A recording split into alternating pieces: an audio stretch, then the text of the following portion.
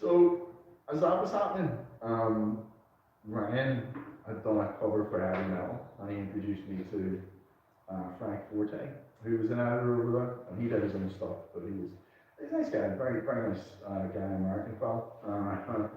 Anyway, he said you should tell him they've got an issue 300 coming out. You should tell him you do it, or you'll get Glenn Favory to do it with you if you do it. So I was like, well, that's a massive lie, because Glenn's never going to get this script done.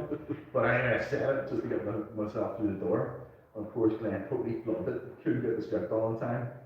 Pulled me up and said, I'm not going to be able to do the script, but I'll do the cover. And they were like, well, we're happy enough with the cover. And I was like, yeah, but what about my script? And they were like, And I was like, come on, I've got you Glenn Favory here. So I managed to get another guy, Paul Fry, to work in with me. And we got a script into Heavy Metal 300 by the skin of our teeth. Right, and just about managed to keep the momentum going because I kept telling them I knew other people who were better artists than I was a writer who would do scripts for them. So I got Will Simpson, I got Blue Cook, and then we went through this awful period of Heavy Metal with total gangsters at the time, of them not paying us and us having to chase them for money and all sorts of mad stuff.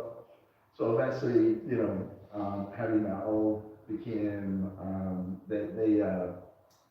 they wanted this separate IP house where they could bring up and coming writers into, called Virus. And the pandemic was full blown, and I pitched a mini-series to them, and they were up for it, probably because they needed to strip mine the IP, and I was like a hayseed Rube. Sure, I was like, I'll do it for you, yeah, for sure.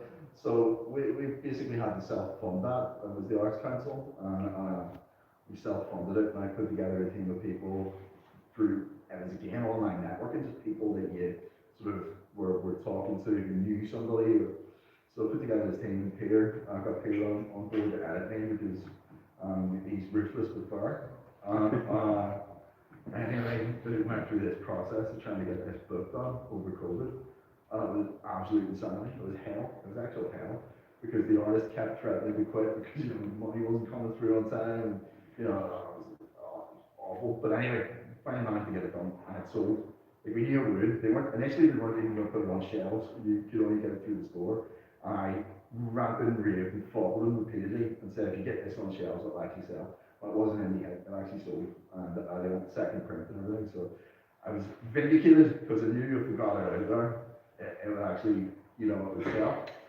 So yeah, that went really well, and then they brought me on to develop all of this stuff for Heavy Metal, and develop kind of like an expanded universe. So they gave me their universe guidebook. It was all very corporate now, and you had to sort of operate within the window of this sort of guidebook, and this is Tarna, and she's the superstar of the Heavy Metal universe, and everything else has to sort of orient around her. And I was like, yeah, no problem.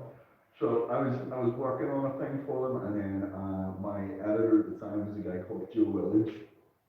Joe he came up doing titles like Static Shock. He was part of the Black Creator Wave that came in the 90s, and he'd done a lot of really interesting stuff with black superhero characters. So really nice guy, interested. Me, a massive comics fan, me and him sort of hit it off a bit. And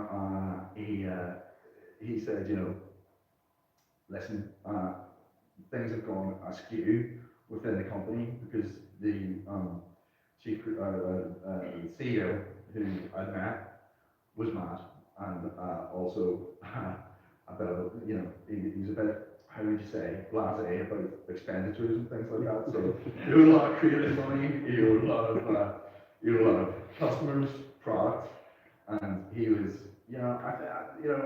more look at it, he was probably just like, a salary man in the company. But anyway, Joe said, get your IP, get out now. He said, I'm telling you, I wish I had told people whenever I was working in Vertigo during the 90s, whenever, I saw all the problems coming. He said, get your IP, get out now, because we're going to go bankrupt. And I was like, so I had to phone in and be like, listen, I want my IP back. And they were like, oh, I really don't want to give you your IP because we want to develop it for a movie or a TV show or whatever it was. And I was like, listen, give me it back, because you haven't actually paid me any money for it. I can't remember what my ultimatum was, but I had like a lot of rows with him about getting the IP back. And eventually Matt Meany, who was ousted as CEO, and a new guy, Marshall Leeds, came in and was part of the goodwill program of, you know, we don't want to screw any more creators over. I was like, if you don't want to screw any more creators over, especially not me, give me my IP back, otherwise no one's going to work with you guys ever again, and I'm going to tell them not to. That was my line. The one thing I'm going to add something Yeah. in here. Mark had not only been commissioned to write scripts, he had delivered scripts for